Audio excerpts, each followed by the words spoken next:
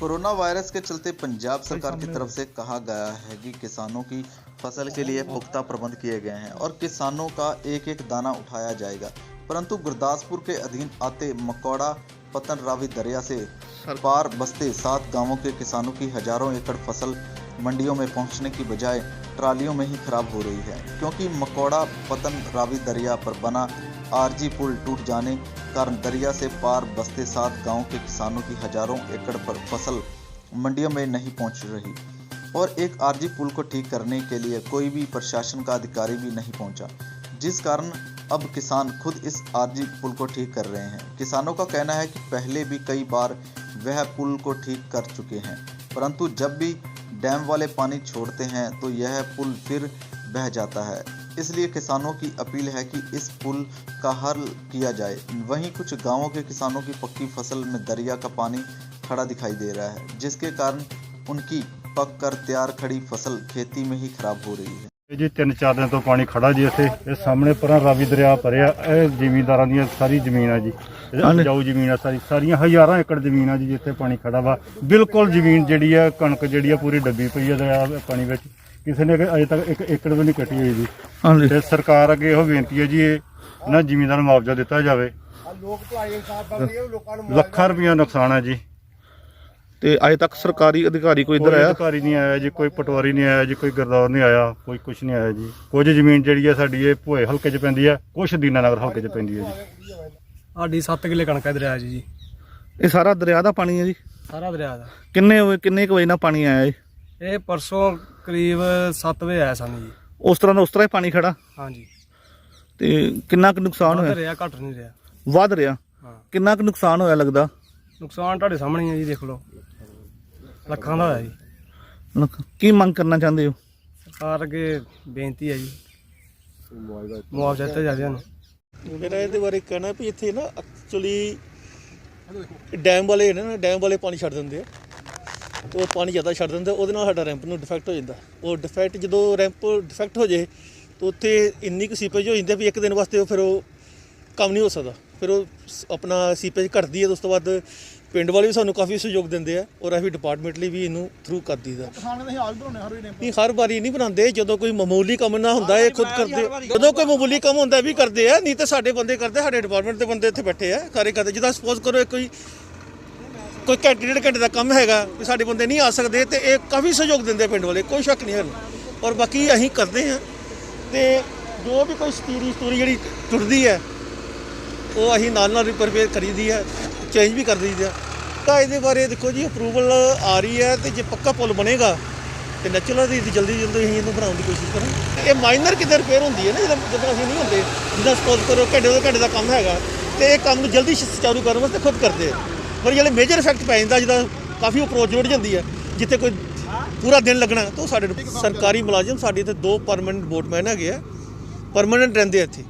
ਉਹ ਸਾਡੀ ਦੇਖ ਰੇਖ ਇਹੋ ਕਰਦੇ ਆ ਬੰਦੇ। ਕੋਈ ਵੀ ਪ੍ਰੋਬਲਮ ਆਉਂਦੀ, ਹਾਂ ਮੈਂ ਇਹਨਾਂ ਫਿਰ ਕਹਿ ਰਿਹਾ ਪਿੰਡ ਵਾਲੇ ਜਿੰਨੇ ਵੀ ਹੈ ਸਹਿਯੋਗ ਦਿੰਦੇ ਆ, ਪਰ ਇਹਨਾਂ ਦਾ ਮੈਂ ਇੱਕ ਗੁਜ਼ਾਰਿਸ਼ ਕਰਨਾ ਚਾਹੁੰਦਾ ਵੀ ਇਹ ਓਵਰਲੋਡ ਉੱਪਰੋਂ ਬਹੁਤ ਕਰਦੇ ਪਏ ਆ।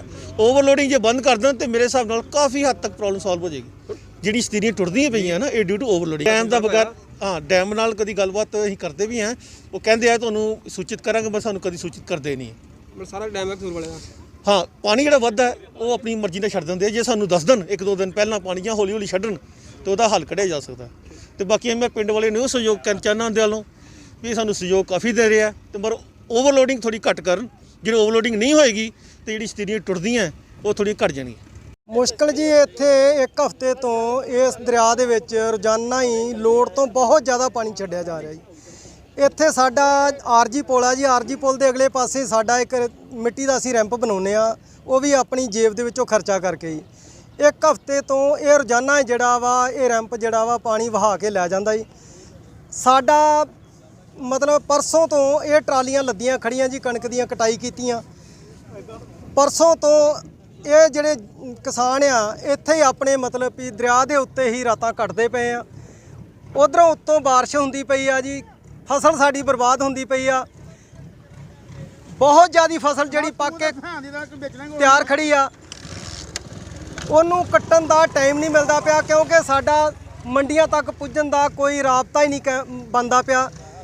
ਸਾਡੀ ਸਰਕਾਰਾਂ ਨੂੰ ਇਹ ਬੇਨਤੀ ਆ ਕਿ ਮਤਲਬ ਪਾਣੀ ਨੂੰ ਕੰਟਰੋਲ ਕੀਤਾ ਜਾਵੇ ਤਾਂ ਕਿ ਇਹ ਜਿਹੜਾ ਰੈਂਪ ਹੈ ਇਹ ਰੋਣੋਂ ਬਚ ਸਕੇ ਤੇ ਅਸੀਂ ਆਪਣੀ ਜਿਹੜੀ ਫਸਲ ਆ ਉਹ ਟਾਈਮ ਸਿਰ ਕੱਟ ਕੇ ਮੰਡੀਆਂ ਵਿੱਚ ਜਾ ਸਕੀਏ। ਨੰਬਰ 2 ਇਸ ਵੇਲੇ ਜੀ 70 ਟਰਾਲੀਆਂ ਦੇ ਕਰੀਬ ਟਰਾਲੀਆਂ ਜਿਹੜੀਆਂ ਲੱਦੀਆਂ ਖੜੀਆਂ ਜੀ, ਜਿਹੜੀਆਂ ਪਿੰਡਾਂ ਦੇ ਵਿੱਚ ਆ, ਕੁਝ ਖੜੀਆਂ, ਕੁਝ ਆ ਦਰਿਆ ਦੇ ਉੱਤੇ ਖੜੀਆਂ ਜੀ। ਇਸ ਕਰਕੇ ਸਾਡੀ ਸਰਕਾਰ ਨੂੰ ਬੇਨਤੀ ਆ ਕਿ ਸਾਨੂੰ ਵੀ ਆਪਣੇ ਹਿੰਦੁਸਤਾਨੀ ਨਾਗਰਿਕ ਸਮਝੋ ਤੇ ਸਾਡੇ ਉੱਤੇ ਵੀ ਕੋਈ ਦਇਆ ਕਰੋ ਤਾਂ ਕਿ ਮਤਲਬ ਅਸੀਂ ਆਪਣੀ ਫਸਲ ਜਿਹੜੀ ਆ ਟਾਈਮ ਸਿਰ ਕਟਾਈ ਕਰਕੇ ਆਪਣੀ ਮੰਡੀਆਂ ਦੇ ਵਿੱਚ ਅਸੀਂ ਪਹੁੰਚਾ ਸਕੀਏ।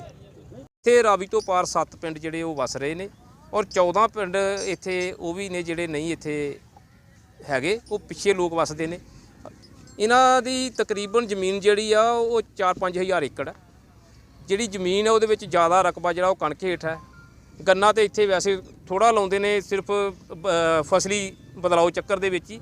ਜ਼ਿਆਦਾ ਕਣਕ ਹੈ ਤੇ ਕਣਕ ਜਿਹੜੀ ਕੱਟਣੀ ਇਹਨਾਂ ਨੂੰ ਮੁਸ਼ਕਲ ਹੋ ਗਈ ਆ ਕਿਉਂਕਿ ਰੋਜ਼ ਹੀ ਰਾਵੀ 'ਚ ਪਾਣੀ ਆਉਣ ਕਰਕੇ ਰੈਂਪ ਜਿਹੜਾ ਇਹ ਰੁੜ ਜਾਂਦਾ ਸੀਗਾ ਤੇ ਹੁਣ ਅੱਜ ਮੌਸਮ ਵੀ ਖਰਾਬ ਹੈ ਤੇ ਟਰਾਲੀਆਂ ਦੇ ਉੱਤੇ ਇਹੋ ਜਿਹਾ ਹੀ ਪ੍ਰਬੰਧ ਹੈ ਨਹੀਂ ਕਿ ਇਹ ਤਰਪਾਲਾਂ ਦੇਣ।